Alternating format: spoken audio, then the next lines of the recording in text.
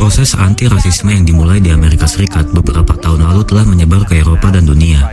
Pengunjuk rasa tidak hanya mengecam rasisme, tetapi juga mengutuk perbudakan di era kolonial dengan merobohkan patung-patung kolonialis dan pedagang budak. Salah satunya adalah Belanda.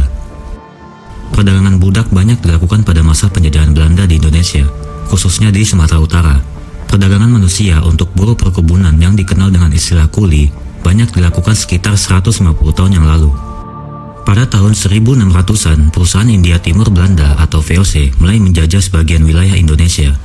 Setelah VOC dibubarkan pada tahun 1796, pemerintah Belanda menguasai Indonesia yang kemudian disebut sebagai Hindia Belanda.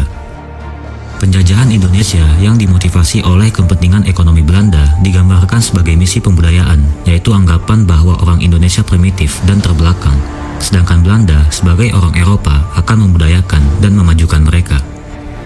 Salah satu yang terdampak adalah daerah dekat Medan yang terkenal dengan tembakau Delhi, di mana Belanda meneliti cara meningkatkan produksi tembakau.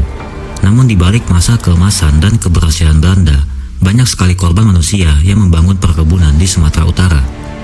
Rasisme dan perbudakan yang meluas terjadi di perkebunan yang dikelola oleh perusahaan kolonial. Meski beberapa tulisan akademis telah menggambarkan kehidupan buruh kontrak di Sumatera Utara, namun masyarakat umum jarang membahas sejarah perbudakan.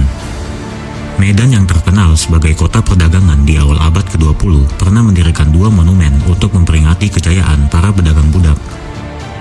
Pada tahun 1915, sebuah air mancur didirikan di depan kantor pos Medan untuk mengenang Jacob Ninhuis sebagai pelopor perkebunan Delhi. Lalu pada tahun 1928, patung Jacob Theodor Kramer didirikan di depan gedung kantor Asosiasi Perkebunan Delhi. Kedua monumen ini sudah tidak ada lagi, namun peninggalan kuli dari kedua tokoh kolonial tersebut masih dapat dirasakan hingga saat ini di Sumatera Utara. Jacob Ninhuis, seorang pedagang tembakau Belanda, datang ke Labuhan Delhi di Sumatera Utara pada tahun 1863. Labuhan adalah sebuah desa kecil di dekat Belawan yang hanya dihuni oleh 2.000 orang Melayu dan sekitar 20 orang Tionghoa dan 100 orang India. Sultan Delhi saat itu, Sultan Ma'mun al-Rashid Perkasa Alam, tertarik untuk mengembangkan lahan di Delhi sebagai kawasan perkebunan. Dia memberikan konsesi lahan kepada Ninhuis untuk menanam tembakau. Masalah pertama yang dihadapi Ninhuis adalah kurangnya tenaga kerja. Setelah beberapa tahun uji coba, Ninhuis berhasil mengembangkan tembakau Delhi sebagai pembungkus cerutu berkualitas tinggi. Namun dengan pesatnya perkembangan perkebunan, ia membutuhkan lebih banyak pekerja. Setiap tahun, ribuan kulit Tionghoa didatangkan dari Penang dan Singapura. Pekerja dari Jawa, Banjar, dan India juga didatangkan. Pada tahun 1890, Belanda mengangkut lebih dari 20.000 kulit Tionghoa ke Delhi. Dengan tenaga kerja murah, perusahaan tersebut mendapat keuntungan yang besar. Para penanam Belanda memperlakukan para kuli dengan tidak manusiawi dan seperti budak. Sepucuk surat tertanggal 28 Oktober 1876 oleh Franz Karl Falk, asisten residen di Sumatera Timur, mencatat bahwa Ninhuis menulis tentang ras para pekerja dengan sebutan bodoh. Sebuah artikel tertanggal 30 Mei 1913 di Sumatera Post juga menulis bahwa sekitar tahun 1867 Ninhuis didakwa mencambuk 7 kulit Tionghoa hingga tewas. Kasus tersebut tidak pernah terbukti atau dibantah, namun Sultan Delhi memerintahkan Ninhuis untuk meninggalkan tanah Delhi dan tidak pernah kembali. Lalu pada tahun 1869, J.T. Kramer menggantikan Ninhuis sebagai pengurus perusahaan Delhi. Peraturan di perusahaan tersebut memungkinkan perusahaan untuk melibatkan kuli dalam kontrak yang mengikat selama 3 tahun.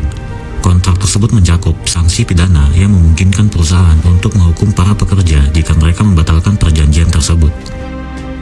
Asosiasi para pekebun tembakau Delhi pun didirikan pada tahun 1879 untuk memonopoli perkebunan tembakau di Delhi. Kramer juga melobi pemerintah Belanda untuk mendatangkan pekerja langsung dari Cina daratan.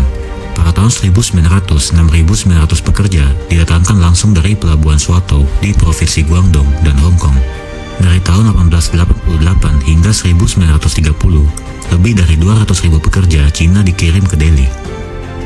Lalu mulai tahun 1910, kuli juga didatangkan dari Jawa saat perkebunan karet baru didirikan. Pada tahun 1930 terdapat 26.000 orang Tionghoa, 230.000 orang Jawa, dan 1.000 orang India yang bekerja di perkebunan Delhi. Para kuli bekerja dari subuh sampai malam, mendapat upah yang cukup untuk mengisi perut dan tinggal di sebuah kandang seperti kambing. Setelah Indonesia merdeka, kasus perbudakan ini sudah dilupakan baik di Belanda maupun di Indonesia. Tanah Delhi yang kaya sejarah pun juga diromantisasi sebagai tanah yang kaya akan peninggalan sejarah. Bahkan monumen kolonial Belanda mengagungkan Kramer sebagai kolonial yang membawa peradaban. Namun seindah apapun sejarah di Medan, kita tentu tidak boleh lupa akan semua keringat dan darah ratusan ribu kuli yang diperbudak pada masa kolonial.